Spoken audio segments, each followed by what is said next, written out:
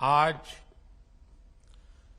70,000 से ज्यादा युवाओं को भारत सरकार के विभिन्न विभागों में सरकारी नौकरी का नियुक्ति पत्र मिल रहा है। आप सभी ने कड़ी मेहनत से ये सफलता हासिल की है। मैं आपको और आपके परिवार को बहुत बहुत बधाई और शुभकामनाएं देता हूं।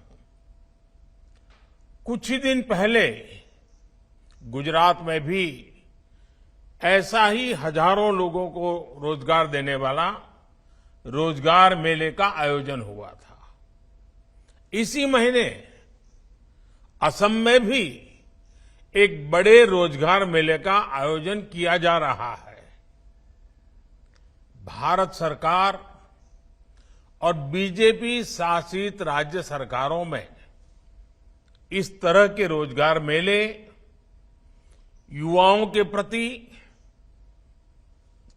हमारे कमिटमेंट को दर्शाते हैं।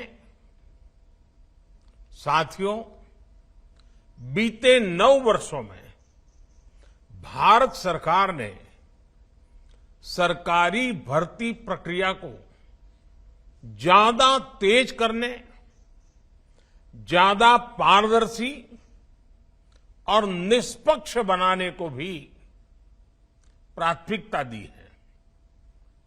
पहले स्टाफ सिलेक्शन बोर्ड भर्ती प्रक्रिया को पूरा करने में करीब करीब 15 से 18 महीने का वक्त लेता था, यानी करीब करीब 1.5 साल। आज ये प्रक्रिया 6 से 8 महीने में पूरी हो जाती है। पहले सरकारी नौकरी के लिए आवेदन करना ही बहुत मुश्किल होता था। एक एप्लीकेशन फॉर्म लेने के लिए घंटों लाइन में लगो रहो,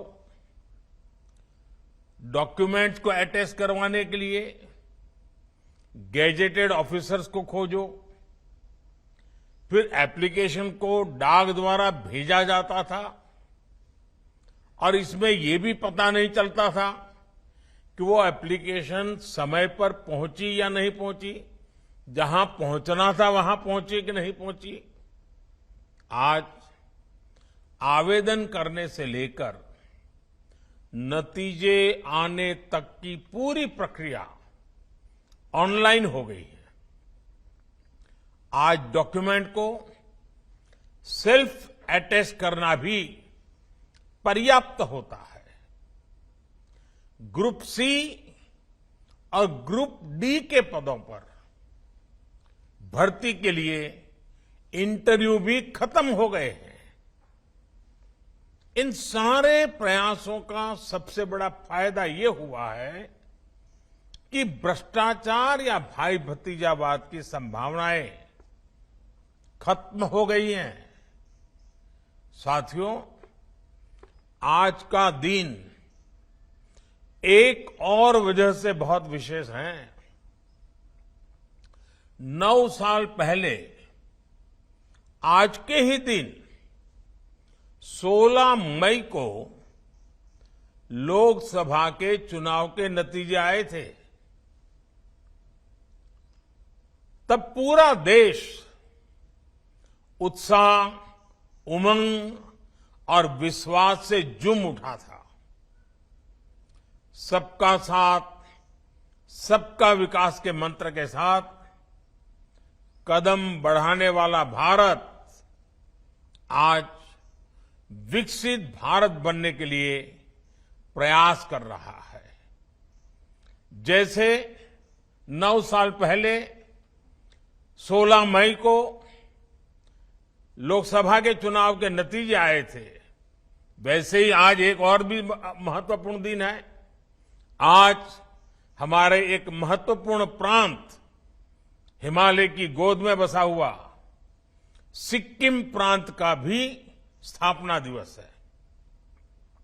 साथियों, इन 9 वर्षों के दौरान रोजगार की नई संभावनाओं को केंद्र में रख करके सरकार की नीतियां तैयार की गई। आधुनिक इंफ्रास्ट्रक्चर का निर्माण हो, ग्रामीण क्षेत्रों का विकास हो या फिर जीवन से जुड़ी सुविधाओं का विस्तार हो, भारत सरकार की हर योजना, हर नीति युवाओं के लिए रोजगार के नए अवसर बना रही है। साथियों, बीते 9 वर्षों में भारत सरकार ने कैपिटल एक्सपेंडिचर पर करीब 34 लाख करोड़ रुपए खर्च किए हैं मूलभूत सुविधाओं के लिए। इस साल के बजट में भी कैपिटल एक्सपेंडिचर के लिए 10 लाख करोड़ रुपए तय किए गए हैं। इस राशि से देश में नए हाईवे बने हैं, नए एयरपोर्ट, नए रेल रूट, नए पुल, अनगिनत ऐसे आधुनिक इंफ्रास्ट्रक्चर के निर्माण से भी देश में लाखों नए रोजगार बने हैं। जिस स्पीड और स्केल पर आज भारत काम कर रहा है, यह भी आजादी के 75 साल के इतिहास में अभूतपूर्व है। 70 साल में भारत में सिर्फ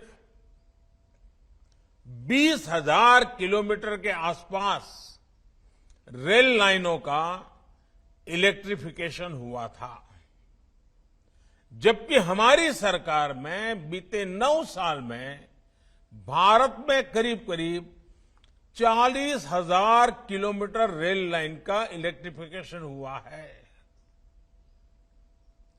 यानी डबल। 2014 से पहले हमारे देश में हर महीने सिर्फ 600 मीटर नई मेट्रो लाइन बिछाई जा रही थी। आज भारत में हर महीने 6 किलोमीटर, उस समय हिसाब मीटर का था, आज हिसाब किलोमीटर का है, 6 किलोमीटर नई मेट्रो लाइन का काम पूरा हो रहा है। 2014 से पहले देश में 4 लाख किलोमीटर से भी कम ग्रामीण सड़कें थी। आज देश में 7.25 लाख किलोमीटर से भी ज्यादा ग्रामीण सड़कें हैं, ये भी करीब डबल। 2014 से पहले देश में सिर्फ 74 एयरपोर्ट थे। आज देश में एयरपोर्ट की संख्या भी बढ़कर 150 के आसपास पहुंच रही है, ये भी डबल। बीते 9 वर्षों में देश में गरीबों के लिए जो 4 करोड़ पक्के घर बनाए गए हैं, उन्होंने भी रोजगार के अनेक नए अवसर बनाए हैं। गांव-गांव में खुले 5 लाख कॉमन सर्विस सेंटर आज रोजगार का बड़ा माध्यम बने हैं। युवाओं को विलेज लेवल एंटरप्रेन्योर्स बना रहे हैं। गांवों में 30,000 से ज्यादा पंचायत भवन बने हैं, या फिर 9 करोड़ घरों को पानी के कनेक्शन से जोड़ना, ये सभी अभियान बड़े पैमाने पर रोजगार पैदा कर रहे हैं। देश में आ रहा विदेशी निवेश हो या फिर भारत से रिकॉर्ड एक्सपोर्ट, ये देश के कोने कोने में रोजगार के अवसर बना रहा है। साथियों, बीते 9 वर्षों में नेचर ऑफ जॉब में भी बहुत तेजी से बदलाव आया है। बदलती हुई इन परिस्थितियों में युवाओं के लिए नए सेक्टर्स उभर कर आए हैं। केंद्र सरकार इन नए सेक्टर्स को भी निरंतर सपोर्ट कर रही है। इन 9 वर्षों में देश ने स्टार्टअप कल्चर की नई क्रांति देखी है। 2014 में देश में जहां कुछ 100 स्टार्टअप थे, वहीं इनकी संख्या आज 1 लाख स्टार्टअप तक पहुंच रही है। और अनुमान ये है कि इन स्टार्टअप्स ने कम से कम 10 लाख युवाओं को रोजगार दिया है। साथियों, इन 9 वर्षों में देश ने कैब एग्रीगेटर्स यानी ऐप के जरिए टैक्सी को भारतीय शहरों की नई लाइफलाइन बनते देखा है। इन 9 वर्षों में ऑनलाइन डिलीवरी का एक ऐसा नया सिस्टम तैयार हुआ है जिसने लाखों युवाओं को रोजगार दिए हैं। इन 9 वर्षों में ड्रोन सेक्टर में नया उछाल आया है। फर्टिलाइजर के छिड़काव से लेकर दवाइयों की सप्लाई तक में ड्रोन का इस्तेमाल बढ़ रहा है। इन 9 वर्षों में सिटी गैस डिस्ट्रीब्यूशन सिस्टम 60 शहरों से आगे बढ़कर 600 से भी ज्यादा शहरों में पहुंच गया है। साथियों, बीते 9 वर्षों में भारत सरकार ने मुद्रा योजना के तहत 23 लाख करोड़ रुपए देश के युवाओं को दिए हैं। इस राशि से किसी ने अपना नया व्यापार कारोबार शुरू किया है, किसी ने टैक्सी खरीदी है, किसी ने अपनी दुकान का विस्तार किया है। और इनकी संख्या लाखों में नहीं, मैं गर्व से कहता हूं ये संख्या आज करोड़ों में है। करीब करीब 8 से 9 करोड़ लोग ऐसे हैं जिन्होंने मुद्रा योजना की मदद से पहली बार अपना स्वतंत्र काम शुरू किया है। आज जो आत्मनिर्भर भारत अभियान चल रहा है, उसका भी आधार देश में मैन्युफैक्चरिंग के माध्यम से रोजगार का निर्माण करना है। पीएलआई स्कीम के तहत केंद्र सरकार मैन्युफैक्चरिंग के लिए करीब 2 लाख करोड़ रुपए की मदद दे रही है। ये राशि भारत को दुनिया का मैन्युफैक्चरिंग हब बनाने के साथ ही लाखों युवाओं को रोजगार में भी सहायता करेगी। साथियों, भारत के युवाओं के पास अलग अलग सेक्टर्स में काम करने की स्किल रहनी बहुत जरूरी है। इसके लिए देश में उच्च शिक्षा संस्थानों, कौशल विकास संस्थानों का भी युद्ध स्तर पर निर्माण हो रहा है। साल 2014 से 2022 के बीच हर साल एक नया आईआईटी और एक नया आईआईएम तैयार हुआ है। पिछले 9 वर्षों में औसतन हर हफ्ते एक यूनिवर्सिटी और हर दिन एवरीडे 2 कॉलेज खोले गए हैं। हमारी सरकार आने से पहले देश में 720 के आसपास यूनिवर्सिटी थी। अब इनकी संख्या बढ़कर 1100 से ज्यादा हो गई है।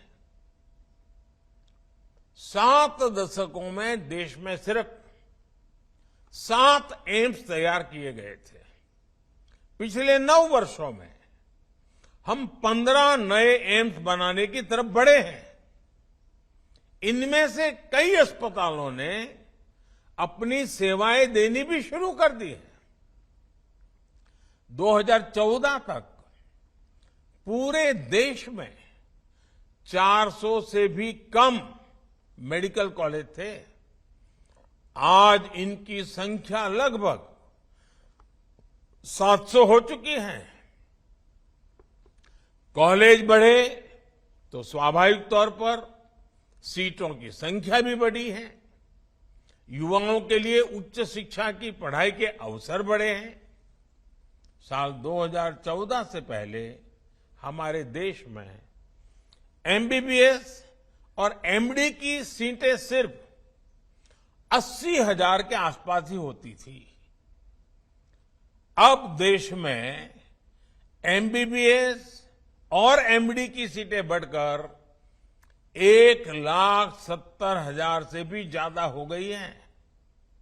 साथियों, किसी काम के लिए कौशल का विकास करने में हमारी आईटीआईज ये भी महत्वपूर्ण भूमिका निभा रही है। बीते 9 वर्षों में देश में लगभग हर रोज एवरीडे एक नई आईटीआई का निर्माण किया गया है।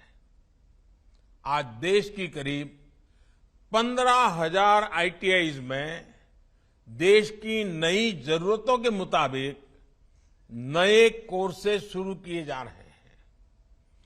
पीएम कौशल विकास योजना के तहत अब तक 1.25 करोड़ से ज्यादा युवाओं को स्किल ट्रेनिंग भी दी गई है।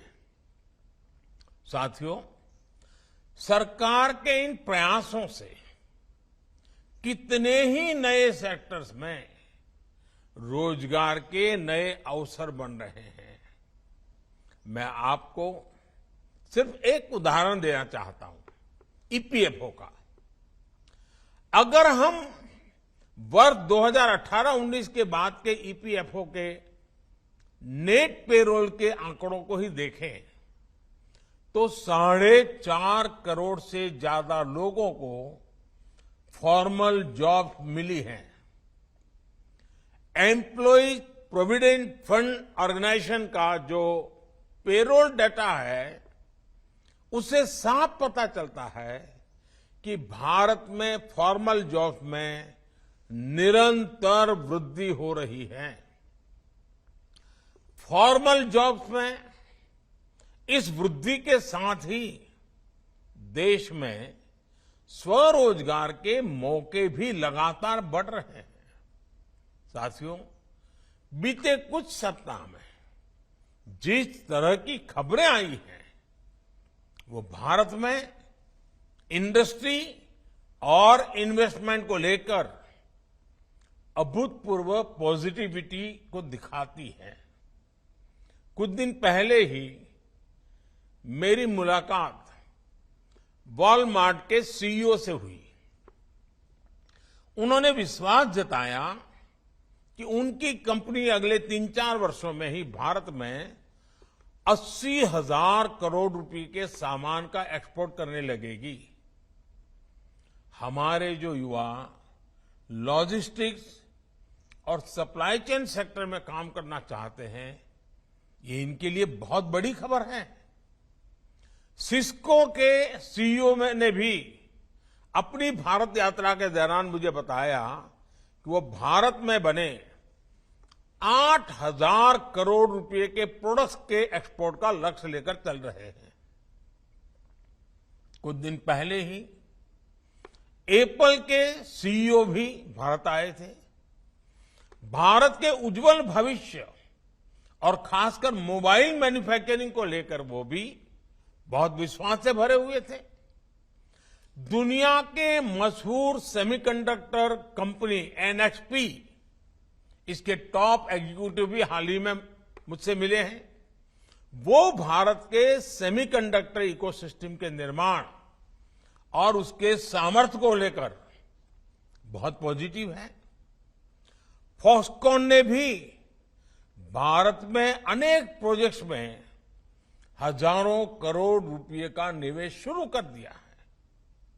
अगले एक सप्ताह में दुनिया की बड़ी कंपनियों के बहुत सारे सीईओ से फिर से एक बार मेरे मिलना होने वाला है। वे सभी भारत में निवेश के लिए जोश से भरे हुए हैं। ये सारी बातें, ये सारे प्रयास दर्शाते हैं कि भारत में अलग अलग सेक्टर्स में कितनी तेजी से रोजगार के नए अवसर बन रहे हैं।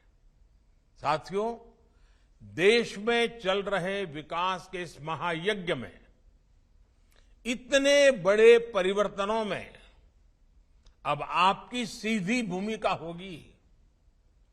अगले 25 वर्षों में आपको अपने दायित्वों को पूरा करने के साथ साथ विकसित भारत के संकल्पों को भी साकार करना है। मेरा आप सबसे आग्रह है कि इस अवसर का भरपूर उपयोग करें। आज से आपके जीवन में सीखने का भी एक नया दौर शुरू हो रहा है। सरकार का बहुत जोर अपने कर्मचारियों के नए स्किल डेवलपमेंट पर भी है। इसी को ध्यान में रखते हुए ऑनलाइन लर्निंग प्लेटफॉर्म iGOT कर्मयोगी शुरू किया गया है। इस प्लेटफॉर्म पर कई तरह के कोर्सेज उपलब्ध हैं। आप उनका पूरा उपयोग करें। आपकी क्षमता जितनी बढ़ेगी, इतना अपने कार्य पर सकारात्मक प्रभाव पड़ेगा और क्षमतावान लोगों के कारण कार्य पर जो सकारात्मक प्रभाव होता है, उसका प्रभाव देश की सभी गतिविधियों में सकारात्मकता को गति देता है। आज इस महत्वपूर्ण अवसर पर आपके जीवन के एक बहुत महत्वपूर्ण पड़ाव पर मैं एक बार फिर आपको तो बधाई देता ही देता हूं, आपकी नई यात्रा के लिए शुभकामनाएं देता हूं। साथ साथ आपके परिजनों को भी, आपके परिवारजनों को भी, क्योंकि उन्होंने भी आपको बड़ी आशा, अपेक्षा और उमंग के साथ जीवन में आगे बढ़ने के लिए बहुत कुछ दिया है। आज उनको भी मैं अनेक अनेक शुभकामनाएं देता हूं।